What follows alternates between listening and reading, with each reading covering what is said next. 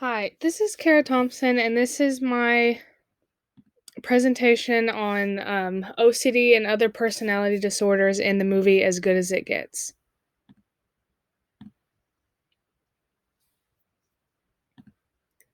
So, first off, I'm going to talk about what OCD is.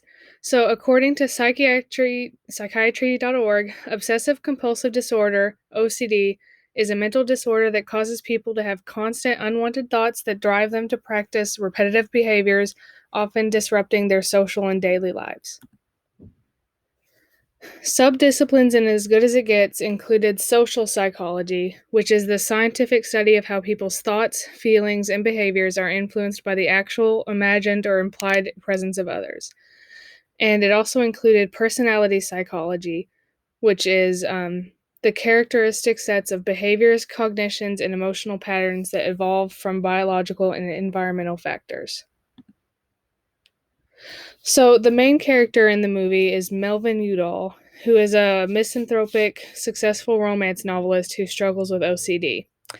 But I picked up on a few of his other behaviors that suggested that he had another personality disorder.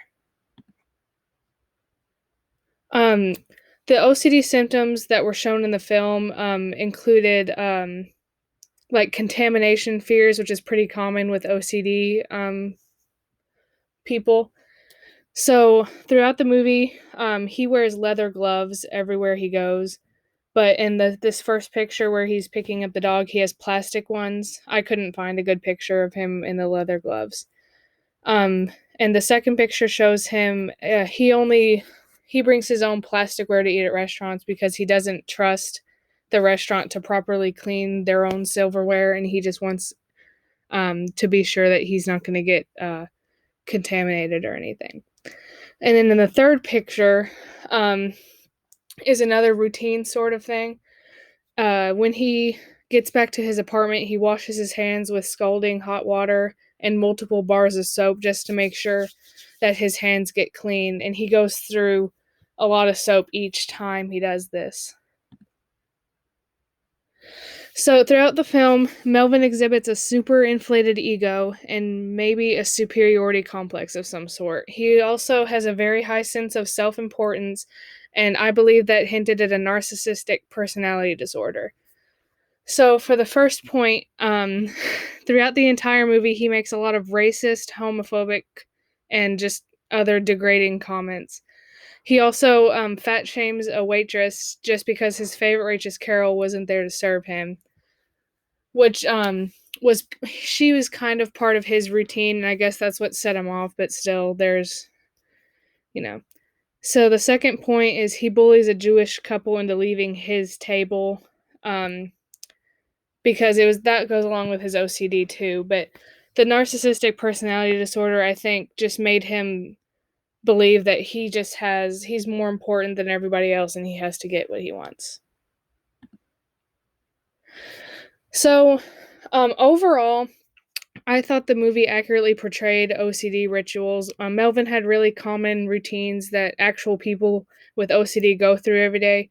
So I found this chart of just common uh, struggles of OCD, and so it says the concerns with dirt, germ exposure, and fears of illness, and the compulsions that it would cause was the cleaning rituals, and you can clearly see that Melvin had that where he cleaned his hands multiple times with soap, and bringing his own silverware because of germ exposure.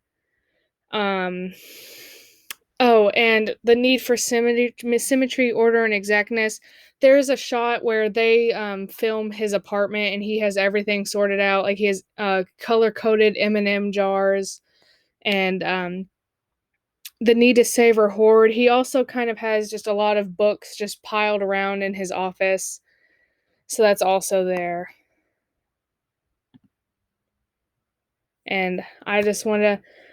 So the only thing that wasn't really realistic was he's talking to Carol, the waitress who he's in love with, basically, and he's telling her about how he sees a psychiatrist who tells him that a pill really helps OCD people, like in a pretty good chance of cases. and he's telling her that he really hated pills, so he would never take it, implying that he never got better, at struggling with his OCD. And then he tells her that he started taking his pills because he wanted to be a better man for her.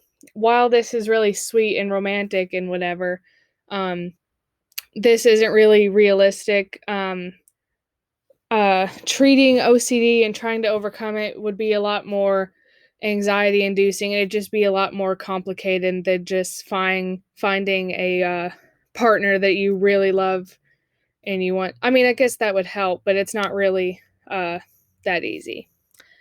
But yeah, that's my project. Thank you.